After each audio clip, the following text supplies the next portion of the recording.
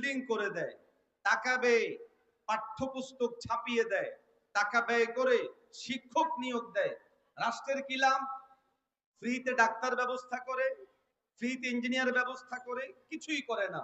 রাষ্ট্রের লাভ হলো রাষ্ট্র রাষ্ট্রীয় জনতার প্রয়োজন পূরণের জন্য একটি শিক্ষিত শ্রেণী পায়, যাদের মধ্যে কেউ ডাক্তার হয়ে লোকদের রোগের চিকিৎসা করে, যাদের মধ্যে কেউ ইঞ্জিনিয়ার হয়ে লোকদের বিল্ডিং, ঘরবাড়ি, রাস্তাঘাট ইত্যাদি নির্মাণের ক্ষেত্রে সহায়তা করে। তাদের মধ্যে একটা অংশ তৈরি হয় যারা রাষ্ট্রের বিভিন্ন জায়গায় প্রয়োজন পূরণ করে। আমি আপনাদেরকে জিজ্ঞাসা করতে চাই, কোরআনী এই শিক্ষাধারা মাদ্রাসাগুলো থেকে যারা বের হয়, মানুষের প্রয়োজন তারা পূরণ করে কি করে না?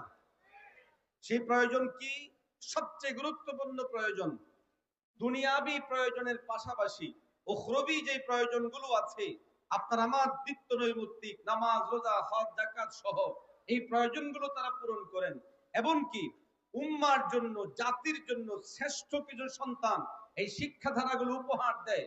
বিক্ষিপ্ত বিচ্ছিন্ন ঘটনার বাহিরে সারা বাংলাদেশের সমস্ত মাদারেসে শিক্ষায় শিক্ষিত ভাইদেরকে নিয়ে আমি গর্ব করে বলতে পারি, অন্য শিক্ষাধারাকে ছোট করার জন্য নয়, বরং বাস্তবতাকে সামনে রেখে শুধু এই উপমা দেওয়া, সেটা হলো এই মাদ্রাসা শিক্ষায় শিক্ষিতরা প্রয়োজন পূরণের পাশাপাশি আদর্শ নাগরিক এই জাতিকে উপহার দেওয়ার ক্ষেত্রে অনেক বেশি পরিমাণ অগ্রসর রয়েছে।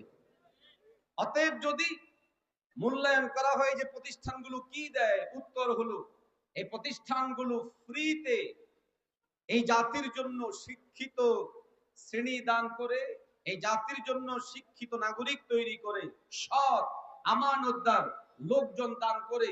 আর এটা একটা রাষ্ট্রের জন্য অনেক বড় চ্যালেঞ্জিং বিষয়। অতএব আমাদের এই মাদ্রাসাগুলোকে অবজ্ঞা অবহেলা না করে বরং রাষ্ট্রের জন্য আবশ্যক হলো তারা যেন আমাদের এই প্রতিষ্ঠানগুলোকে পুরস্কৃত করে। হ্যাঁ, আমরা এই আওয়াজ উঠাতে শুরু করেছি। রাষ্ট্রের আপাতত আমাদের শিক্ষাধারার সাথে যায় এমন কিছু জায়গায় আমাদের দাওরায়ে হাদিসের সনদকে শুধুমাত্র একটা মূলা ঝুলিয়ে মূল্যায়ন নয়, বরং বাস্তবতার নিরিখে মূল্যায়ন দিতে হবে। দাওরায়ে হাদিসের সার্টিফিকেটকে যেহেতু মাস্টার্সের মান দেওয়া হয়েছে দুটো বিষয়ের উপরে, অতএব ওই দুটো বিষয়ের উপরে ইউনিভার্সিটি পড়ুয়া একজন শিক্ষার্থী যেই যেই জায়গায় কাজ করতে পারে, আমাদের দাবি অত্যন্ত স্বচ্ছ পরিষ্কার, আমাদের মাদ্রাসা থেকে পাশ করা প্রত্যেকটা শিক্ষার্থীকে ইউনিভার্সিটির ওই দুইটা বিষয়ে পাশ করা, তারা যেখানে যেখানে কাজ করেন আমাদেরকেও ওই ওই জায়গায় কাজ করার সুযোগ তৈরি করে দিতে হবে। আমরা এই আন্দোলন ইনশাআল্লাহ ধীরে ধীরে বেগবান করব, আপনার সাথে থাকবেন তো ইনশাআল্লাহ। দাওরায়ে হাদিসের সনদের মান এটার ঝুলিয়ে রাখা যাবে না, বরং বাস্তবায়িত করতে হবে। এদেশে কতটুকু কোথায় কি হয় এর পূর্ণ হিসাব মাদারেসে কওমিয়ার কাছে দিতে হবে, আলেমদের কাছে দিতে হবে। আগামীর বাংলাদেশ আলেম ছাড়া বিড়ির মান হতে পারবে না।